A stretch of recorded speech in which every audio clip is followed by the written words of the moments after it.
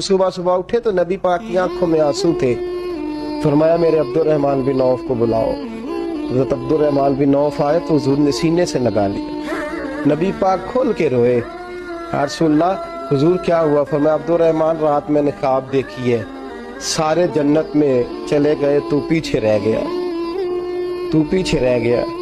میں کھڑا تیرا انتظار کرتا رہا، میں تیرے بغیر جا نہیں سکتا تھا. پھر تو آیا ہے تو تیرا سارا وجود پسینے سے بھیگا ہوا تھا. حضرت عبدالرحمن بن عوف تڑپ کے روئے، قدموں پہ سار رہا. حضور میری غلطی. فرمایا یار تیرے پاس مال بڑا ہے، تجھے حساب دیتے دیتے لیٹ ہو گئی، تیرے بیگ کھل گئے، تجھے حساب دینا پڑ گیا، تو لیٹ ہو گیا، میں پریشان ہو گیا. حضرت عبدالرحمن ابن عوف نے 100 گھوڑا مال اوپر رکھ کے حضرت عبدالرحمن نے حضور کی بارگاہ میں پیش کیا. کہا یا رسول اللہ یہ. اور پتہ ہے ایک دن کیا ہوا؟ ایک دن سرکار کے وصال ظاہری کے بعد حضرت عبدالرحمن ابن عوف نبی پاک کے گھر کے دروازے کے باہر آ کے بیٹھ گئے اور یوں سر کو پکڑا ہوا رو رہے ہیں. حضرت ام سلمہ حضور کی زوجہ باہر آئیں.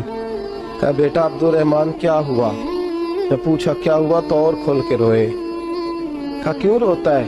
کہا اماں جی جب تک میرے محبوب حیات ظاہری میں تھے مجھے بتاتے تھے یہ مال نہ کما، یہ کم. میں حضور سے بات کرتا تھا تو حضور روک دیتے تھے.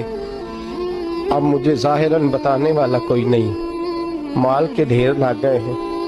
آج حساب کرنے بیٹھا ہوں تو حساب نہیں ہو رہا.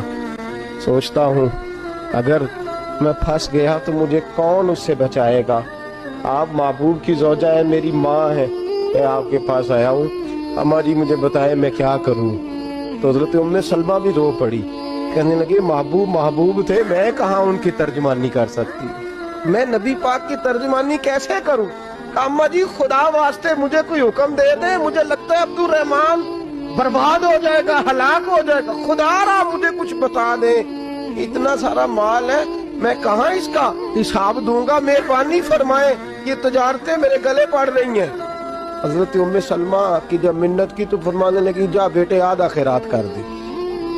کتنا؟ 2.5% نہیں، کتنے فیصد ہے؟